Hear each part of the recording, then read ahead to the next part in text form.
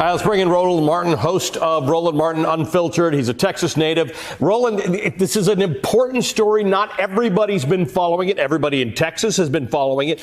And for once, it's not a Democrats versus Republicans thing. It's actually a Republicans versus Republicans thing.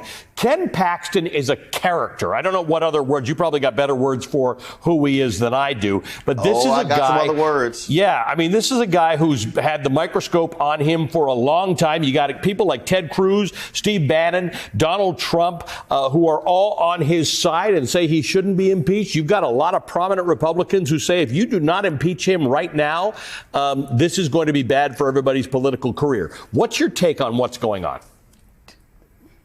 Ken Paxton is a corrupt thug.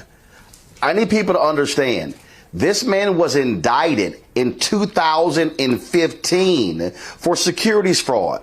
He has been fighting this for 8 years. He was reelected. This man was indicted and was reelected by Republicans in Texas twice. Now you talk about this here. And this thing is even more egregious. The reason Republicans are so angry, he came to them to try to pay off a $3 million whistleblower deal. Then wouldn't tell them why he wanted to use taxpayer money to pay it off. Then we hear the details about him in an affair. His wife is a state senator voting on this. This man has been shameful and despicable, and Republicans have stood by him. And then finally they said, oh, enough is enough. You asked for the $3 million.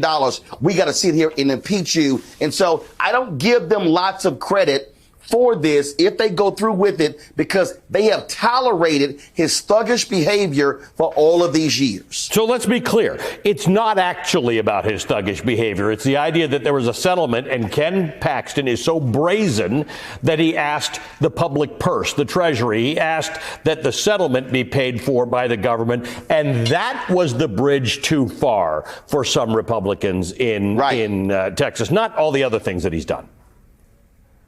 Right. And then here's the thing, Ali. He wouldn't tell them why.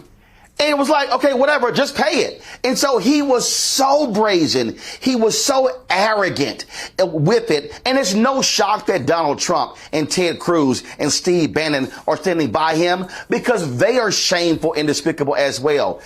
And this man, of course, this is the Texas Attorney General. He's been the one ruling on legal issues, ruling on voting rights and suppression, ruling on the issues dealing with in terms of dealing with migrants, dealing with all kind of different decisions. And so how he has run his office, these are people who work for him, who came against him, who said, I'm sorry, this is just too much. And again, all of these years, Republicans stood by him. So I'm finally glad to see they stand up to him. But unfortunately, this is what happens when you have folks who have supreme power, when they control the Texas legislature, I mean, the House, the Senate, the governor's mansion. They have never been willing to hold him accountable. And finally, they are doing so. But it has been long overdue in Texas. This is not a conscientious decision for a lot of people. There's a PAC called the Defend Liberty PAC, run by a right-wing activist named Jonathan Stickland,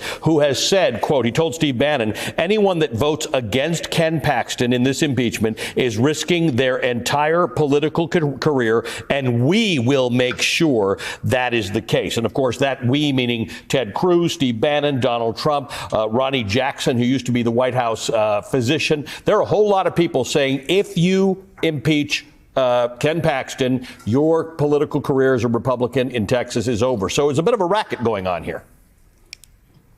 Wait a minute, no. I got one better for you in terms of a racket. So guess what? The same pro-Paxton group you're talking about, Defend Texas Liberty, all of a sudden they decided to start giving money, a lot of money, to the Lieutenant Governor of Texas, Dan Patrick. Oh, in June. I mean, these people are so unbelievable. Oh yeah, let's send $1 million to the Lieutenant Governor, Dan Patrick, and so we can have him on our side. That's how unbelievable they are. But let me tell you something right now. Those little silly threats, they're actually not going to matter. The bottom line is, they can sit there and say this.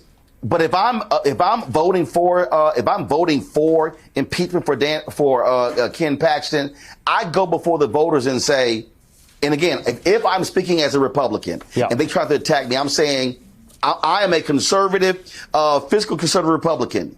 This man wanted to take your money and wouldn't tell you how to pay for it. Sorry, that ain't gonna fly. My friend, thank you for your clarity on this one. We will watch this very closely. This impeachment vote could happen today. Roland Martin.